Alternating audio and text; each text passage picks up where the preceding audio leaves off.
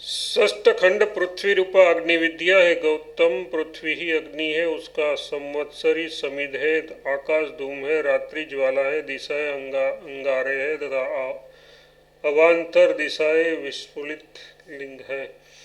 हे गौतम, पृथ्वी ही अग्नि है इत्यादि पूर्ववत समझना चाहिए। इस पृथ्वी संज्ञ का अग्नि का संवत्सर ही समिध है, क्योंकि संवत्सर रूपक काल से समिध होकर यथार्थ पुष्टि लाभ करके ही पृथ्वी धान्यादि की निष्पत्ति में समर्थ होती है। आकाश धूम है, क्योंकि आकाश पृथ्वी से उठा हुआ सा दिखाई देता है, जिस प्रकार की अग्नि में धुआं उठता दिखाई देता है। रात्रि ज्वाला है, अप्रकाश आत्मिका पृथ्वी के अनुरूप ही रात्रि ज्वाला है, क्योंकि वह तमोरूपा है, अतः पृथ्वी रूप अग्नि के समान ये उसके अनुरूप ज्वाला है। उपशांति में समानता होने के कारण दिशाएं अंगारे है तथा शुद्रत्व में समानता होने के कारण अवान्तर दिशाएं मतलब कौण विस्फुलिंग है।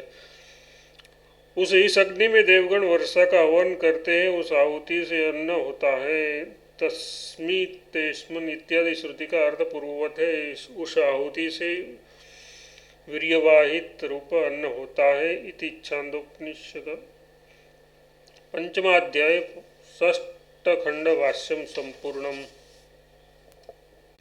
सप्तम खंड पुरुष रूपा अग्नि विद्या है। गौतम पुरुष ही अग्नि है, उसकी वाक ही समिध है। वो प्राण धूम है, जीवा ज्वाला है, चक्षु अंगारे है और श्रोत्र विस्फुलिंग है।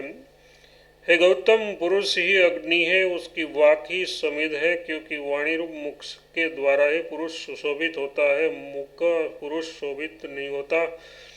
प्राण धूम है, क्योंकि वह धूम के समान मुख से निकलता है। लाल होने के कारण जिह्वा ज्वाला है, प्रकाश का आश्रय होने के कारण नेत्र अंगारे है तथा विस्फुरित में समानता होने से श्रोत्र विस्फुलिंग है। उस इस अग्नि में देवगण अन्न का होम करते हैं, उस आहुति से वीर्य उत्पन्न होता है। शेष अर्थ पूर्ववत है। देवगण वही इसमें व्रीहि आदि से सम्यक प्रकार से तैयार किए हुए अन्न का हवन करते हैं, उस आहुति से वीर्य उत्पन्न होता है। इति छांदोपनिषद पंचमाध्याय सप्त खंड भाष्यम संपूर्णम। अष्टम खंड स्त्री रूपा अग्नि विद्या है। गौतम, स्त्री ही अग्नि है, उसका उपस्थ ही समिध है। पुरुष जो उपमंत्रण करता है वह धूम है, योनि ज्वाला है तथा जो भीतर की ओर करता है वह अंगारे है, और उससे जो सुख होता है वह विस्फुलिंग है। हे गौतम, स्त्री ही अग्नि है, उसका उपस्थ ही समिध है, क्योंकि उससे वह पुत्रादि उत्पन्न करने के लिए समिद्र होती है। पुरुष जो उपमंत्रण करता है वह धूम है, क्योंकि उपमंत्रण की प्रवृत्ति स्त्री से ही होती है। लोहित वर्ण होने के कारण योनि ज्वाला है तथा जो भीतर की ओर करता है वह अग्नि की संबंध के कारण अंगारे है, और अभिनंदन सुख के कण मात्र शुद्र होने के कारण विस्फुलिंग है। उस इस अग्नि में देवगण वीर्य का हवन करते हैं, उस आहुति से गर्भ उत्पन्न होता है। इस अग्नि में देवगण वीर्य का हवन करते हैं, उस आहुति से गर्भ उत्पन्न होता है। इस प्रकार श्रद्धा, सोम, वर्षा, अन्न और रेत रूप आहुतियों के हवन के पर्याय क्रम से वह जल ही गर्भ रूप में परिणित होता है। उसमें आहुतियों से संबंध होने के कारण श्रुति को जल की ही प्रधानता बतलानी अभिष्ट है। इसी से उसने कहा है कि पांचवी आहुति में जल पुरुषवाची हो जाता है, केवल जल ही सोमादि कार्य आरंभ कर देते हो ये बात नहीं है, और न जल अत्रिवृक्त पृथ्वी, जल और तेज इन तीनों के सम्मिश्रण से रहित हो ऐसी ही बात है। तीव्रकृत होने पर भी एक एक भूत की बहुलता के कारण उनमें से प्रत्येक को ये पृथ्वी है, ये जल है, ये अग्नि है, इस प्रकार भिन्न भिन्न नाम प्राप्त होता देखा जाता है। अतः जल की बहुलता होने के कारण कर्म में सम्मिलित हुए सभी भूत सोमादि कार्य आरंभ करने वाले जल कहे जाते हैं। इसके सिवा सोम, वृष्टि, अन्न, वीर्य और देह में द्रवत्व की बहुलता भी देखी जाती। शरीर यद्यपि पार्थिव होता है तो भी उसमें द्रव की अधिकता होती है। उनमें पांचवी आहुति के युक्त होने पर वीर्यरूप जल गर्भ में परिणित हो जाता है, यथार्थ पुरुष शब्दवाची हो जाता है। इति छंदोपनिषद पंचम अध्याय षष्ठम खंडभाष्यम संपूर्णम। नवम खंड पंचम आहुति में पुरुष तत्व को प्राप्त हुए जल की गति। इस प्रकार पांचवी आहुति के दिए जाने पर आप पुरुष शब्दवाची हो जाते हैं। वह जरायु से आयुज आवृत हुआ गर्भ 10 या 9 महीने अथवा जब तक पूर्णांग नहीं होता तब तक माता की कुक्ष के भीतर ही शयन करने के अनंतर फिर उत्पन्न होता है। इस प्रकार पांचवी आहुति में जल पुरुषवाची हो जाता है। इस एक प्रश्न की व्याख्या हुई तथा वाजसनेयी श्रुति में जो तुलोक से पृथ्वी की ओर आई हुई दो आहुतियों के विषय में यह कहा गया कि वे क्रमशः पृथ्वी पुरुष और स्त्री में प्रवेश कर परलोक के प्रति उत्थान करने वाली होती है, उसका भी प्रसंगवश यहाँ वर्णन कर दिया गया है। यह जो पहले प्रश्न में कहा गया कि क्या तुम जानते हो कि ये प्रजा मरने के अनंतर यहाँ से कहा जाती है, उसका ये उपक्रम है। आहुति कर्म से संबंध श्रद्धा शब्दवाच्य जल का पंचम परिणाम विशेष वह गर्भ उल्बावृत्त उल्ब यथार्थ जरायु संज्ञक गर्भ वेष्टन चर्म से आवृत वेष्टित हुआ 10 या 9 मास तक तथा जितने भी न्यून अधिक समय में पूर्णांग हो माता की कुक्ष में शयन करने के अनंतर फिर उत्पन्न होता है। उल्बावृत्त इत्यादि ये सब कथन वैराग्य के लिए है। उल्ब रूप अपवित्र वस्त्र से लिपटे हुए रज और वीर्य रूप अपवित्र बीज वाले माता के खाए पिए पदार्थों के रस के प्रवेश से बढ़ने वाले तथा उसके शक्ति बल वीर्य तेज बुद्धि और चेष्टा ये सब निरुद्ध अविकसित रहते हैं। उस गर्भ का माता की मलमूत्र वात पित्त एवं कफादि से भरी हुई कुख में शयन करना कर्मवय कष्टमयी है। उसमें भी अधिक कष्टप्रद योनि द्वार से पीड़ित हुए गर्भ का बाहर निकलना रूपम जन्म है। इस प्रकार श्रुति वैराग्य का ग्रहण कराती है। उसके सिवा जो एक मुहूर्त के लिए भी असह है, उस मातृकुक्ष में 10 या 9 मास के दीर्घ काल पर्यंत शयन करने के अनंतर जन्म लेना भी वैराग्य का ही हेतु है।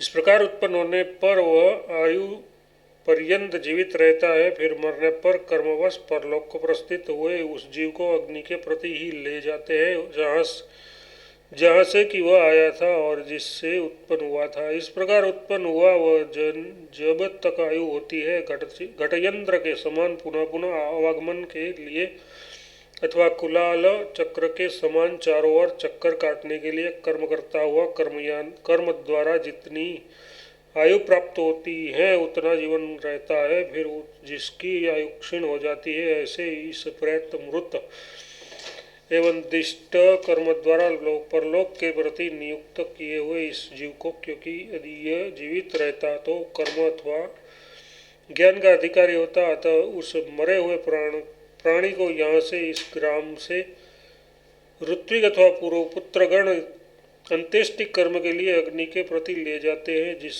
अग्नि से की श्रद्धा आदि आहुतियों के क्रम से वह यहाँ आया था तथा जिस 5 अग्नियों से ये उत्पन्न होता है उस अग्नि के प्रति ही वे उससे ले जाते हैं। तात्पर्य है कि उसे अपनी योनिभूत अग्नि को ही प्राप्त करा देते हैं। यदि छांदोपनिषद पंचम अध्याय नवम खंडभाष्यम संपूर्णम। 10th खंड प्रथम प्रश्न का उत्तर। अब क्या तू जानता है कि इस लोक से परे प्रजा कहाँ जाती है? ऐसा यह प्रश्न निराकरण के लिए प्रस्तुत किया जाता है।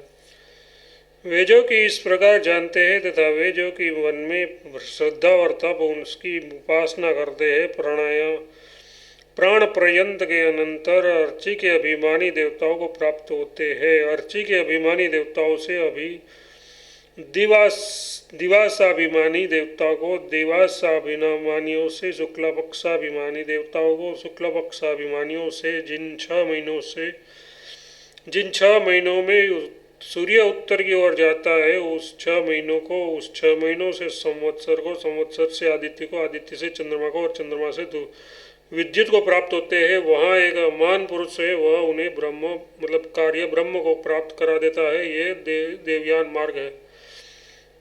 वहाँ इस लोक के प्रति उत्कृष्ट हुए अधिकारी गृहस्थों में जो इस प्रकार यानी उपयुक्त पंचाग्नि विद्या को जानते हैं, अर्थात जो ऐसा समझते हैं कि दोलोकादि अग्नियों से क्रमशः उत्पन्न हुआ हम लोग अग्निस्वरूप यानी पंचाग्निमय है, वे अर्ची के अभिमानी देवताओं को प्राप्त होते हैं। शंका इतस्तम बिंदु, इस सामान्य निर्देश से ये कैसे जाना गया कि यहाँ गृहस्थों के विषय में ही कहा गया है, औरों के लिए नहीं। समाधान, गृहस्थों में जो ऐसा जानने वाला नहीं है बल्कि केवल इष्टापूर्ति एवं दत्त कर्मों में ही लगे रहते हैं, वे धूमादि के द्वारा चंद्रमा को ही प्राप्त होते हैं, ऐसा श्रुति आगे कहेगी। तथा जो अरण्य पद से उपलक्षित वानप्रस्थ एवं सन्यासी श्रद्धा और तप इनकी उपासना करते हैं, उनका तो इस प्रकार जानने वाले के साथ गमन करना श्रुति आगे कहेगी। अतः परिशेष से और अग्निहोत्र की आहुतियों का संबंध होने के कारण भी इतस्तम बिंदु इस कथन से गृहस्थों का ही ग्रहण होता है। शंका, जिसका ग्राम श्रुति और अरण्य श्रुति दोनों ही से ग्रहण नहीं होता, वे ब्रह्मचारी लोग भी तो रह जाते हैं, फिर तुम्हारे परिशेष की सिद्धि कैसे हो सकती है। समाधान, ये कोई दोष नहीं है। पुराण और स्मृतियों के उद्धरेता नैष्टिक ब्रह्मचारियों का सूर्य संबंधी उत्तर मार्ग प्रसिद्ध है, अतः वे भी अरण्य वासियों के साथ ही जाएंगे। तथा कुवार्णक ब्रह्मचारी तो स्वाध्याय ग्रहण के लिए होते हैं, अतः वे विशेष निर्देश के योग्य नहीं है। शंका, यदि पुराण और स्मृतियों की प्रमाणता से उत्तरायण की प्राप्ति का कारण ऊर्ध्वरेता होना माना जाता है, तथा जो इस प्रकार पंचाग्नि विद्या का ज्ञान व्यर्थ सिद्ध होता है, अब तो इस प्रकार पंचाग्नि विद्या का ज्ञान व्यर्थ सिद्ध होता है। समाधान, ऐसी बात नहीं है, क्योंकि गृहस्थों के लिए वह सार्थक है। जो गृहस्थ ऐसा जानने वाला नहीं है, उसके लिए स्वभावतः धूमादि दक्षिण मार्ग प्रसिद्ध है, किंतु उनमें जो ऐसा जानने वाला है अथवा जो इससे भिन्न सगुण ब्रह्म के उपासक है, वे इस सगुण उपासक के लिए प्रेत कर्म करे अथवा न करे, वह अर्चरादि मार्ग को ही प्राप्त होता है। श्रुति रूप लिंग के अनुसार उत्तर मार्ग से ही जाते हैं। शंका, ऊर्ध्वरेता और गृहस्थ ये दोनों आश्रमी होने में समान ही है, अतः उसमें केवल ऊर्ध्वरेताओं का ही उत्तरायण मार्ग से गमन होता है। गृहस्थों का अग्निहोत्रादि वैदिक कर्मों की बहुलता होने पर भी नहीं होता, ये ठीक नहीं है। समाधान, ये कोई दोष नहीं है, क्योंकि वे अपवित्र होते हैं। शत्रु और मित्रों का संयोग रहने के कारण उनमें रागद्वेष रहते हैं, तथा हिंसा और रूपा के कारण धर्माधर्म भी रहते ही है। उसके लिए हिंसा, अनुत्र, कपट और अब्रह्मचर्य आदि बहुत से अशुद्ध के कारण अनिवार्य ही है। इसलिए वे अपवित्र है। अपवित्र होने के कारण उसका उत्तर मार्ग से गमन नहीं हो सकता, किंतु दूसरे वानप्रस्थ आदि हिंसा, अनुत्त, माया और अब्रह्मचर्य का त्याग कर देने के कारण शुद्ध चित्त हो जाते हैं। शत्रु मित्र संबंधी भाव और रागद्वेष का त्याग कर देने से वे मलहीन हो जाते हैं, अतः उसके लिए उत्तर मार्ग ठीक ही है। तथा पौराणिक लोग भी ऐसा कहते हैं कि जिन मंदमती पुरुषों ने संतानों की इच्छा की वे स्मशान को ही प्राप्त हुए, किंतु जिन बुद्धिमानों ने संतानों की इच्छा नहीं की वे अमृतत्व को ही प्राप्त हुए। शंका, इस प्रकार जानने वाले गृहस्थों और वनवासियों को समान मार्ग और अमृत तत्व रूप फल प्राप्त होने पर तो वनवासियों के ज्ञान की व्यर्थता सिद्ध होती है और ऐसा होने से वहाँ दक्षिण मार्गी और अज्ञानी तपस्वी नहीं जाते। इस श्रुति से विरोध आता है तथा अपना ज्ञान न होने पर वह परमात्मा इस जीव का मोक्ष दान द्वारा पालन नहीं करता। ये कथन भी विपरीत ही हो जाता है। समाधान नहीं, क्योंकि यह अमृतत्व से भूतों के प्रलय पर्यंत रहना ही अभिप्रेत है। इसी संबंध में पौराणिकों ने कहा है कि भूतों के प्रलय पर्यंत रहना अमृतत्व की ही कहलाता है, किंतु जो आत्यंतिक अमृतत्व है उसकी अपेक्षा से यहाँ दक्षिण मार्गी नहीं जाते। अपना ज्ञान न होने पर वह परमात्मा इस जीव का मोक्ष प्रदान द्वारा पालन नहीं करता इत्यादि श्रुतियाँ हैं, अतः इससे कोई विरोध नहीं है। शंका, किंतु ऐसा माने तो वे फिर नहीं लौटते, इस मानव आवृत्ति में फिर नहीं आते इत्यादि श्रुति से विरोध आता है। समाधान, ऐसा कहना ठीक नहीं है, क्योंकि यम मानवम ऐसा विशेषण है तथा यह भी कहा गया है कि उसकी यहाँ पुनरावृत्ति नहीं होती। यदि उसकी सर्वथा पुनरावृत्ति न होती तो यम मानवम तथा यह ये विशेषण व्यर्थ हो जाते। यदि कहो कि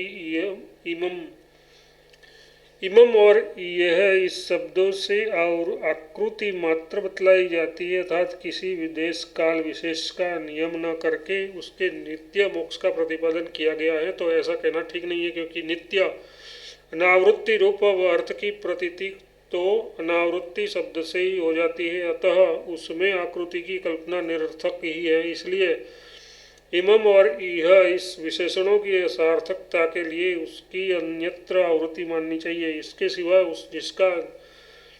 इसके सिवा जिसका ऐसा अनुभव है कि एकमात्र अद्वितीय सत्य ही है, उनका शीर्ष स्थानीय नाड़ी द्वारा अर्चिरादि मार्ग से गमन भी नहीं होता, जैसा कि वह ब्रह्म ही होकर ब्रह्म को प्राप्त होता है। इससे ये सब कुछ हो गया, उसके प्राण उत्क्रमण नहीं करते, यही लीन हो जाते हैं इत्यादि सैकड़ों श्रुतियों से प्रमाणित होता है। शंका, यदि इस श्रुति का ऐसा अर्थ माना जाए कि उत्क्रमण करने की इच्छा वाले उस जीव के पास से प्राण उत्क्रमण नहीं करते बल्कि उसके साथ ही जाते हैं, तो समाधान ऐसी बात नहीं है, क्योंकि ऐसा मानने से यही लीन हो जाते हैं, ये विशेषण व्यर्थ हो जाएगा तथा उसके सिवा सब प्राण उसका अनुगमन करते हैं। इस श्रुति से प्राणों के सहित जीव का गमन सिद्ध भी होता है, अतः प्राण उत्क्रमण करते हैं, इस विषय में कोई शंका नहीं हो सकती। इसके सिवा संसार गति से मोक्ष की विलक्षणता होने के कारण जबकि जीव के साथ प्राणों के न जाने की आशंका करके ऐसा कहा जाता है कि वे उसके उत्क्रमण ही नहीं करते, अर्थात